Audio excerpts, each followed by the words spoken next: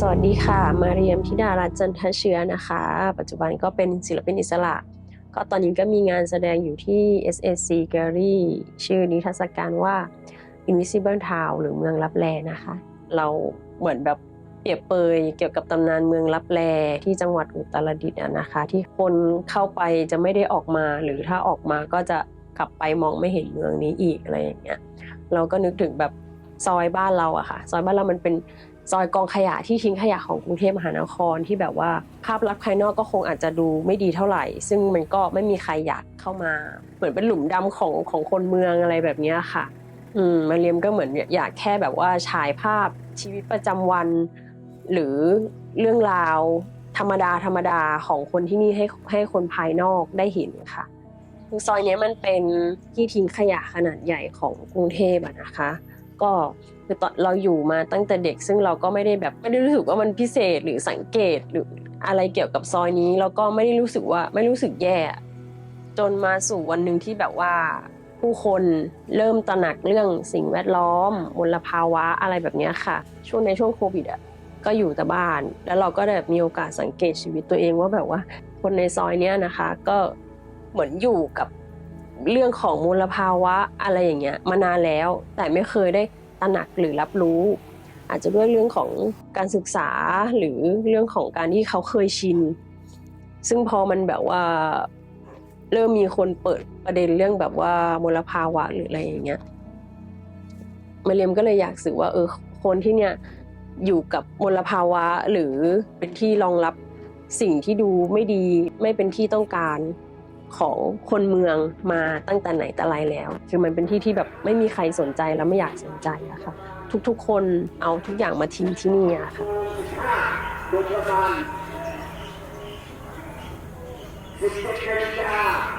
คือหลายๆครั้งที่แบบว่าศิลปินมักจะเอาชีวิตหรือเรื่องราวของคนชั้นล่างมาขายโดยที่มองถึงแค่เป้าประสงค์ของตัวเองแต่ไม่ได้นึกถึงผลกระทบหรือการแก้ปัญหาที่ตามมาอะไรเงี้ยแต่ที่แบบอยู่เรามาทำแล้วรู้สึกว่าเหมือนเราหนีชีวิตตัวเองไม่ได้อะค่ะเหมือนแบบมันเป็นสิ่งที่เราเห็นอยู่ทุกๆวันจนเรารู้สึกยิ่งพอช่วงที่แบบประเทศมันมีปัญหาเรื่องกับการเมืองการปกครองอะไรอย่างเงี้ยผสมกับโควิดที่เราก็ออกไปไหนไม่ได้เราก็อยู่กับมันอยู่อย่างเงี้ยเราก็เลยแบบเราก็เลยหยิบมาทำแล้วก็มันได้ปลดล็อกเรื่องของแนวงานเดิมๆของเราด้วยได้แบบว่าค้นหาสิ่งใหม่ๆอะไรแบบนี้ค่ะซึ่งเราอยากให้คนภายนอกได้รู้ว่ามันมีชีวิตแบบนี้อยู่ตรงนี้อีกไม่นานมันจะมีการเปลี่ยนแปลงเกี่ยวกับซอยเนี้ยเกิดขึ้นเราก็เลยอยากบันทึกความทรงจำเอาไว้ว่ามันเคยเป็นแบบนี้อยู่ค่ะ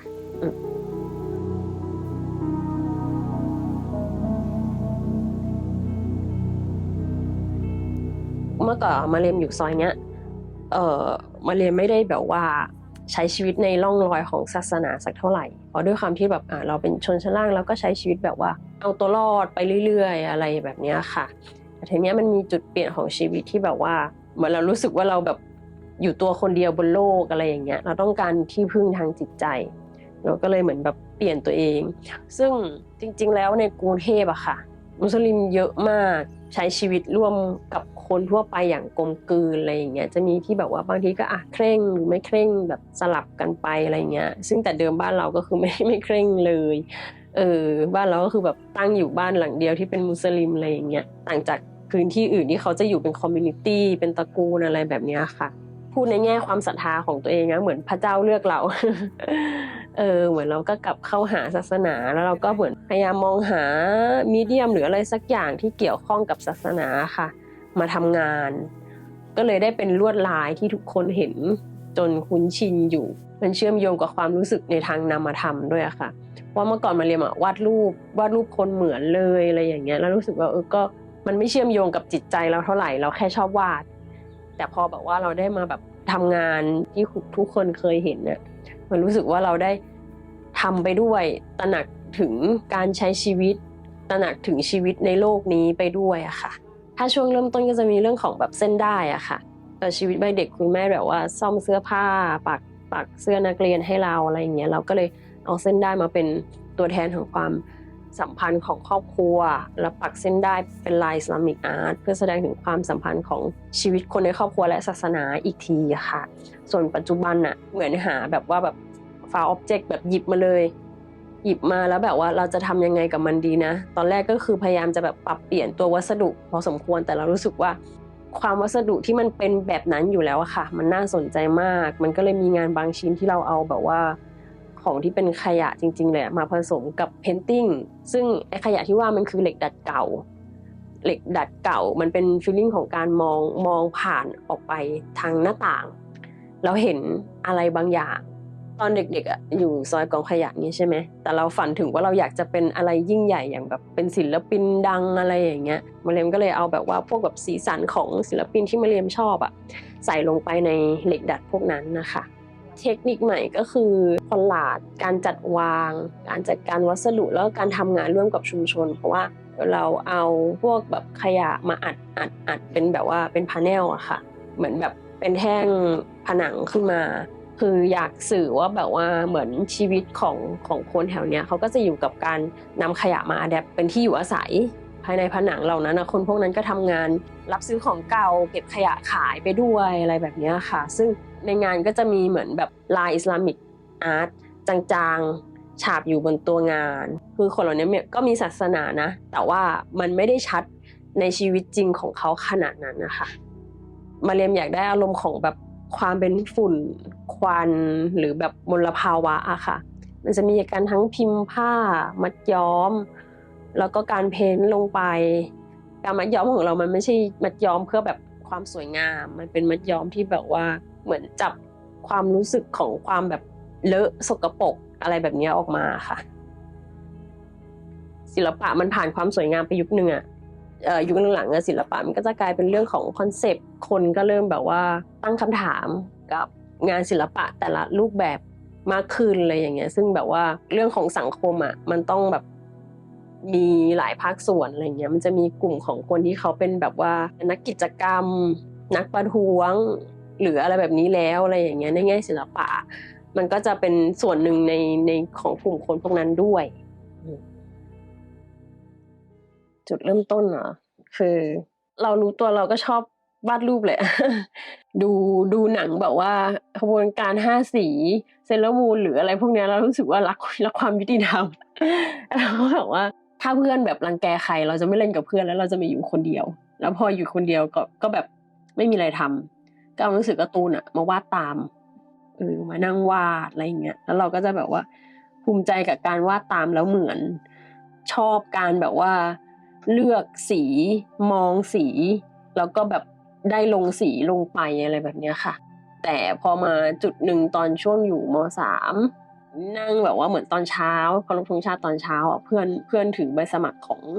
วิทยาลัยช่างศิลป์มาวางแล้วเราก็รู้สึกแบบเหมือนมีแสงออกมาเราไปเรียนช่างศิลป์ดีกว่าอะไรเงี้ยเราจะทิ้งสิ่งที่ตัวเองชอบเหรออะไรเงี้ยสุดท้ายก็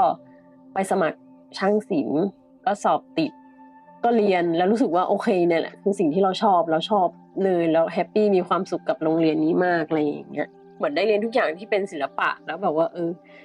เจอสิ่งที่เป็นเราจริงพอเข้ามหาลัยก็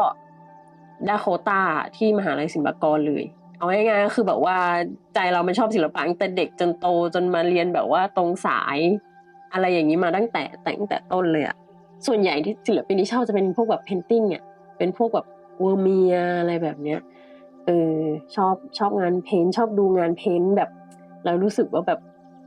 มันฉ่ำ เหมือนเครียดๆอะดูงานแอปแตกเรารู้สึกแบบผ่อนคลายอะไรเงี้ยศิลปินไทยล่ะเราเคยชอบอยู่หลายคนแต่แบบว่าเหมือนอยู่ๆก็จางหายไปในความทรงจำเอาดื้อ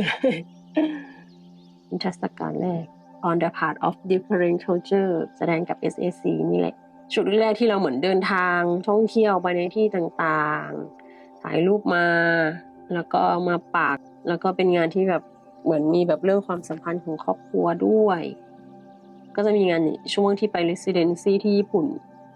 เป็นช่วงที่แบบสนุกดีที่ได้แบบว่าทดลองวัสดุแล้วก็การแบบ develop งานในเวลาที่จำกัดอะไรแบบเนี้ยนิทรรศการต่อมาก็คือ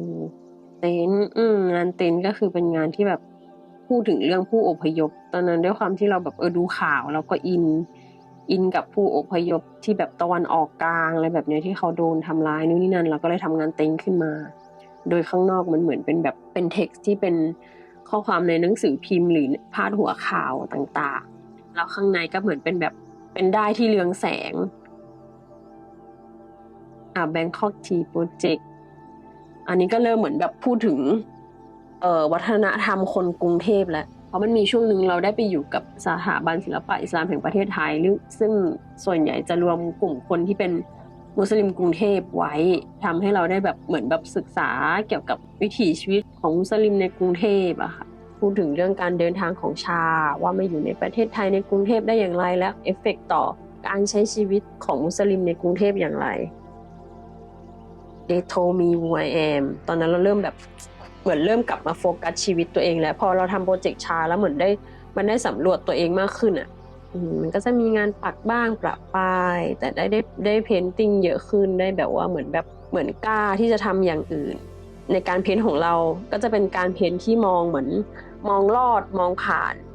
ชีวิตเราที่เป็นชีวิตของคนที่ต้องนับถือศาสนาอิสลามในกรุงเทพอะไรอย่างเงี้ยค่ะเป็นซีนเป็นแลนด์สเคปของชีวิตหนึ่งทั่วไปเลยซึ่งตอนนั้นเราก็เริ่มวาดเรื่องราวในซอยแล้วแต่ในงานก็ยังมีแบบลายอิสลามิกอาร์ตซ่อนๆอยู่เหมือนเป็นเนื้อเดียวเป็นชีวิตเดียวของเรางานนี้จะเป็นงานคู่ที่เราชอบมากเลยถึงคนอื่นจะชอบไม่ชอบก็ตามมันชื่อภาพเบ้าตะวันตกกับตะวันออกคุณสังเกตว่าแนวคิดมันจะเชื่อมกันมาเรื่อยๆมันเหมือนเป็นตัวจริงเรื่องจริงของชีวิตคนหนึ่งเลยอะทุกครั้งที่เราทำนิทรรศการคือชีวิตเราตอนนั้นเลยเพราะเราเป็นคนที่แบบถ้า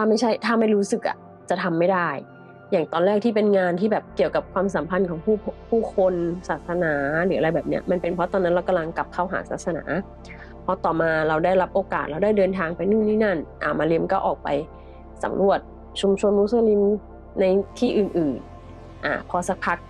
มาได้ทำเรื่องBangkok Tea Project ทำเรื่องชาเพราะว่าสนใจชีวิตของประวัติศาสตร์มุสลิมในกรุงเทพก็คือเราคงไม่แบบมุสลิมในกรุงเทพมันไม่ได้มีแค่เรามีคนอื่นเราก็แค่เหมือนแบบไปแบบเรียนรู้แต่พอหลังจากนั้นเราเริ่มเหมือนแบบว่าตระหนักในชีวิตจริงของตัวเองอะไรเงี้ยเราก็กลับมามองซอยบ้านเราและยิ่งพอมันมีประเด็นเรื่องปัญหาสิ่งแวดล้อม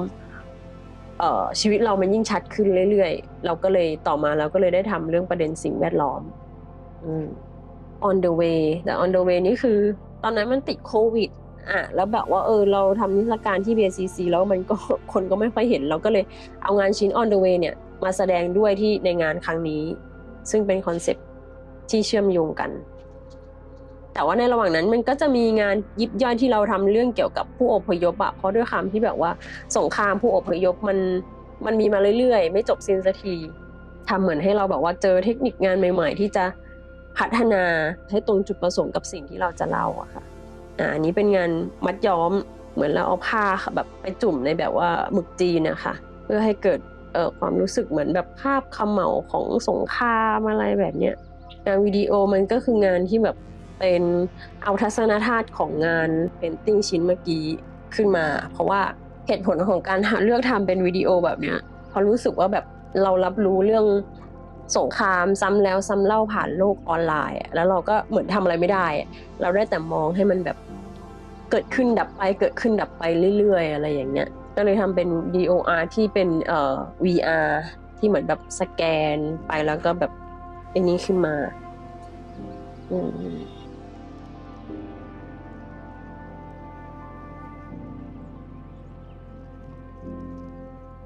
ที่แบบในนิทรรศการครั้งนี้เราทำแบบวัสดุหลากหลายเพราะอยากให้คนเหมือนไม่ยึดติดกับงานเราว่าจะแบบเป็นงานปักสวยงามโชว์ฝีมืออะไรอย่างเงี้ยอยากให้แบบว่าโฟกัสไปที่แนวคิดที่เราจะทำแล้วปัจจุบันเราก็ยังแบบอยากพัฒนาแนวคิดไปเรื่อยๆอะไรอย่างเงี้ยสิ่งที่มันยังมีเสมอในงานเราก็คือแบบลวดลายของอิสลามิกอาร์ต